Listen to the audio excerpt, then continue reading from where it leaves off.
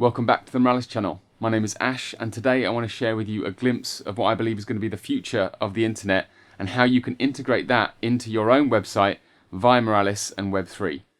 Because I've been building websites for such a long time, I remember the transition from Web 1 to Web 2, where we were building static HTML pages that then became PHP and MySQL dynamically loaded pages, single page websites.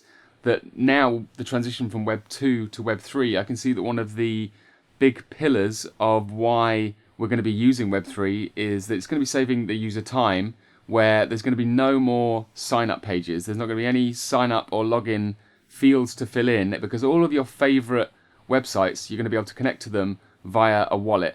And you can already start to see that that is happening now.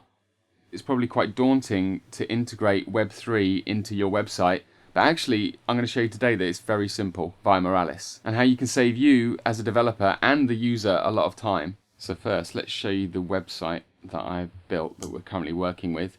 Very simple React.js website.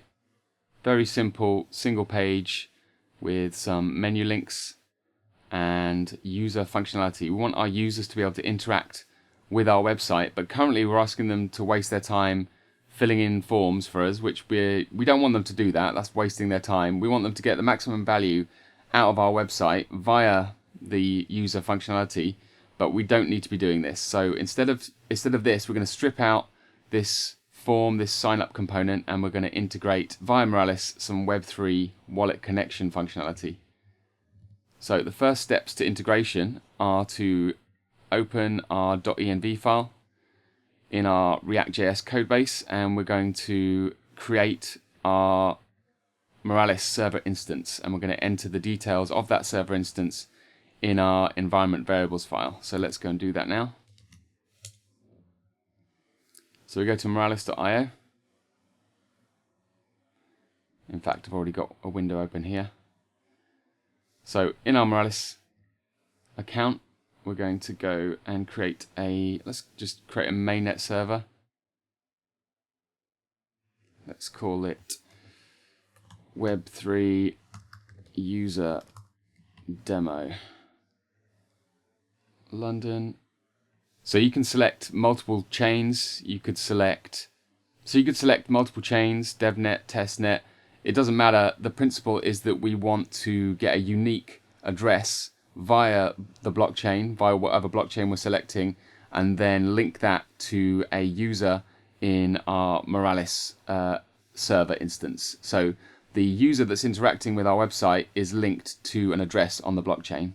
So now that we have our server instance up and running, we're going to copy the server URL and paste that there, and then we're going to copy the application ID and paste that there, and then save it. And then we just want to find our index.js file in our source folder, and this is where we're going to be importing our Moralis provider component for the first time at the root of our website, of our app. If you haven't already, then via the terminal you want to npm I, so via the terminal npm I react Moralis, and this will install the Moralis provider components that we are then going to wrap our app component. So originally my website was just like this, so we would have had our app component here, but now we're going to wrap our app component with the Moralis provider component, which means that it's then going to be linked to our server instance that we've just created. So the credentials from the environment variables will get passed into here, and then we're going to be connected. Our app, our website is going to be connected to our Moralis instance.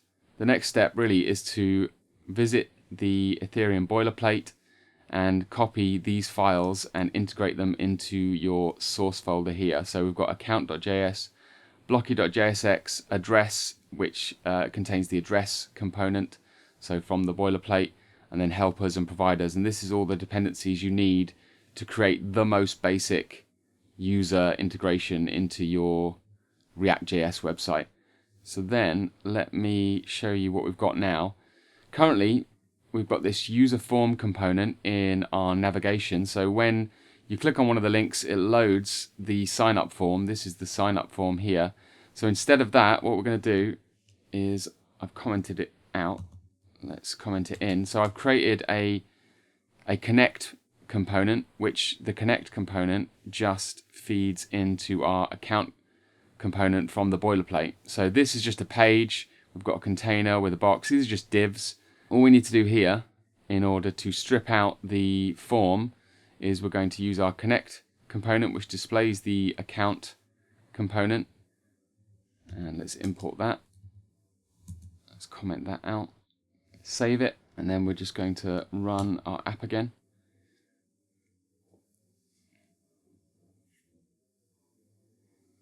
So it still says sign up, but we've got a connect wallet button. And now when we hit this connect wallet button, because this is using the account component, it should open our MetaMask.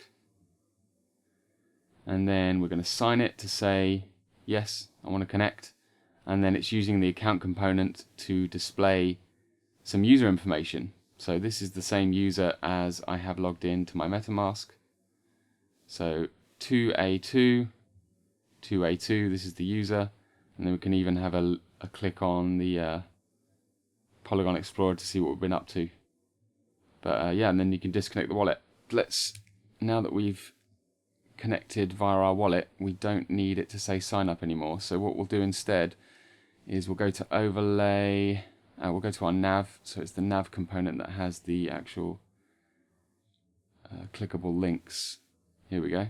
So this is the cool thing about the Web3 integration now via Moralis, is that we've created a user variable. So here, now that we're using Moralis, so because we have React Moralis installed, we have use Moralis, we can now create a user variable which uses Moralis, our Moralis component, and then we can use that to display information in the interface. So now that we have our user, comment that out, and instead of saying just sign up in the button in the top right hand corner, we can now use the user variable to say whether we're connected or not, and if we aren't connected, then we can connect. So let's just see if that works.